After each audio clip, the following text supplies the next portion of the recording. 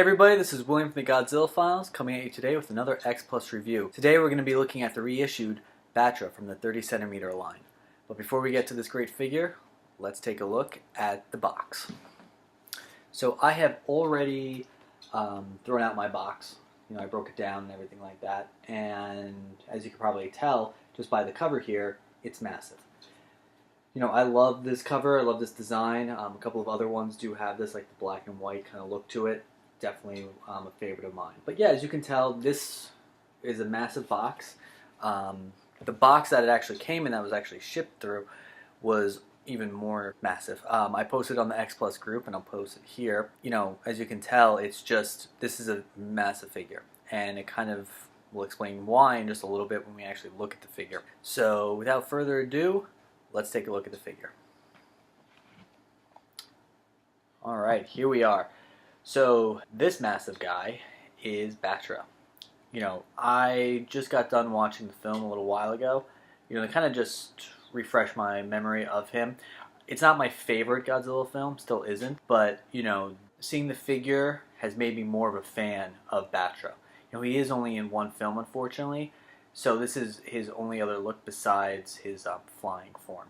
He, as you can already tell, has a lot of detail. The coloring, there's horns all over, little spots here. A lot of this was actually a surprise to me when I first saw it. I didn't realize how detailed this guy was, mostly because in the film, you see him either this way, or maybe off to the side just a little bit. And there's always smoke covering his back end here. So, the amount of detail that's on him is amazing, and it really does show you how much goes into making a suit like Battra's, or any other kaiju from the Godzilla series. And X Plus really hit this out of the park, in my opinion. I love the amount of details. The coloring is perfect. After just seeing Battra on my TV, this feels like they just, again, went and made a smaller version of the suit for us. And that's something that they're amazing at. So as I said earlier, this is the reissue, and 9 times out of 10, the reissue doesn't have anything different going for it. So this is one of the few times where it is actually different from the original release.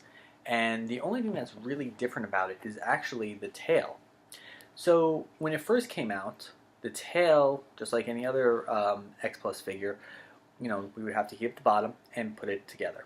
Now this one is already connected for you, which is probably the reason why we had to pay a little extra. As many people who bought this or pre-ordered this came to find was that the amount of money that was listed changed maybe 2 months before this release. And I have a funny feeling a lot of this had to do with this piece. And the box that it came in was actually larger and longer than the box that the first release came in. And it's because of this. When the first box, the first release, when you have the tail off, you can kind of put the tail somewhere on the side here in the box itself. What does that mean? Nothing really, other than it's great not to have to heat up an X Plus figure and put the tail on. Struggle with it for a few minutes. So, I have no issue with it at all. I don't mind being able to just take something out of the box and put it on the shelf. But yeah, so talking also about the original release, with every other, with any other release, there's always usually a Rick boy, and Battra was no different. In the Rick, the eyes lit up here, and along with the horn. So for the most part, from what I've seen, is that the light up was actually really good. The eyes, there was really no bleed through. The horn was nice, but only lit up like halfway, so that's kind of disappointing. I like what they did here. This is still clear, and when the sunlight actually does hit it, and even just normal light, it does look like it's kind of glowing just a little bit. So you still get that kind of effect, even in the standard. Finally, something I found, and I'm not sure if this was on the original release, the mouth does open and close. When I was doing it, I actually thought I was breaking Battra. It was still stiff, so it was making that cracking sound, and I was like, oh, that's great, I just destroyed my figure right out of the box. But You play with it for a little bit, and it will kind of open and close. I like mine being open just a little bit, and that's how it's probably going to stay on my shelf. Oh, man, just looking at this guy, he looks great. The one thing I will say about him is he really does make you realize, and along with maybe like Space Godzilla, make you realize how much bigger the Heisei kaiju were when you compare them to the Showa.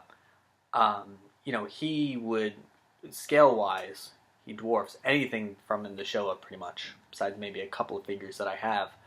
And in the film, he's just as big as Godzilla. He's bigger than Mothra, which I didn't realize at the time, before I saw the movie. And, looking at this figure now, it makes sense. He's bigger than Mothra, and he's about the size of Godzilla. He can, take on Godzilla one-on-one. So, that is something, that they really got right with this figure. X Plus scaled him perfectly. He still has the size that he did in the film, and, I can't say more about that.